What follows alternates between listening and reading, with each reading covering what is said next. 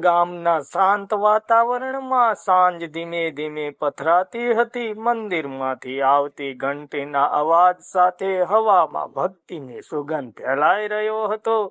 રમેશ અને તેનો પરિવાર હજુ પણ તેની કુળદેવી પર અડગ વિશ્વાસ રાખતા હતા, કારણ કે છેલ્લા પાઠમાં તેમણે મોટી મુશ્કેલીમાંથી માતાજીના આશીર્વાદથી બહાર આવવાનો અનુભવ કર્યો હતો. પરંતુ જીવનની પરીક્ષાઓમાં ક્યારેય એકવાર પૂરતી નથી આવતી. નવી મુશ્કેલીઓનો આરંભ. એક દિવસ રમેશના ઘરમાં અચાનક સમસ્યાઓ શરૂ થઈ. તેનો નાનો ભાઈ મહેશ અચાનક બીમાર પડી ગયો. ડોક્ટરોએ ઘણા ટેસ્ટ કર્યા, પણ કોઈ ચોક્કસ કારણ સમજાયું નહીં. મહેશ દિવસ પ્રતિદિન નબળો થતો ગયો. પરિવારના બધા લોકો ચિંતામાં ડૂબી ગયા. રમેશની માતા રડતા રડતા કહેતી, આપણી કુળદેવી છે ને, એ જરૂર કંઈક કરશે. પરંતુ અંદરથી બધા ડરી ગયા હતા. ભક્તની સાચી પરીક્ષા.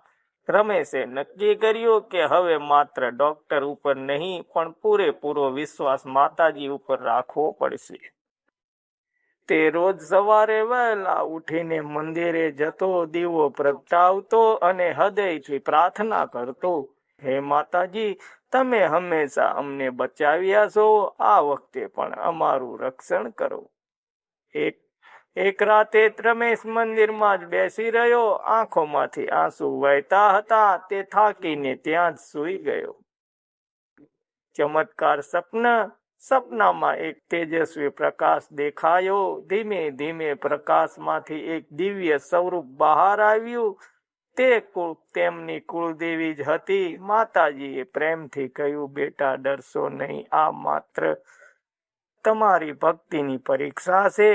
તારો ભાઈ ઠીક થઈ જશે, પરંતુ તમારે એક કામ કરવું પડશે. રમેશ હાથ જોડીને પૂછ્યું, માતાજી, શું કરવું પડશે? માતાજીએ કહ્યું, ગામના જૂના વટવૃક્ષ નીચે એક પવિત્ર સ્થાન છે. ત્યાં જઈને પૂજા કરજો અને ગરીબોને ભોજન કરાવજો. તારો ભાઈ સારો થઈ જશે. આ કહીને માતાજી અદ્રશ્ય થઈ ગયા. સેવા. સવારે રમેશ જાગ્યો અને તરત જ પરિવારને બધું જણાવ્યું. સૌએ વિશ્વાસ સાથે માતાજીનું કહેવું માન્યું. ચમત્કાર. તે જ સાંજે મહેશની તબિયતમાં સુધારો આવવા લાગ્યો. થોડા દિવસોમાં તે સંપૂર્ણ સ્વસ્થ થઈ ગયો. ડોક્ટરોએ પણ કહ્યું, આ તો ચમત્કાર છે, એવું તો શક્ય જ નથી. પરંતુ રમેશ અને તેનો પરિવાર જાણતો હતો કે આ બધું તેમની કુળદેવીની કૃપાથી થયું છે. શીખ. આ ઘટના પછી ગામમાં લોકો પણ ભક્તિ વધવા લાગી.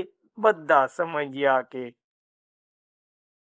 સાચી ભક્તિ અને વિશ્વાસ હોય તો કોઈ પણ મુશ્કેલી દૂર થઈ શકે છે. કુળદેવી હંમેશા પોતાના ભક્તોની રક્ષા કરે છે. સેવા અને દાનથી ભગવાન ખુશ થાય છે. રમેશના ઘરમાં ફરી ખુશીઓ છવાઈ ગઈ. પરંતુ તે જાણતો હતો કે જીવનમાં આગળ પણ આવી પરીક્ષાઓ આવશે અને તે દરેક વખતે પોતાની કુળદેવી પર વિશ્વાસ રાખશે. મિત્રો, પાઠ 22માં શું થશે? રમેશના જીવનમાં ફરી કોઈ નવી મુશ્કેલી આવશે કે માતાજી ફરી કોઈ નવી રીતે તેની મદદ કરશે? જાણીશું આપણે પાઠ 22માં.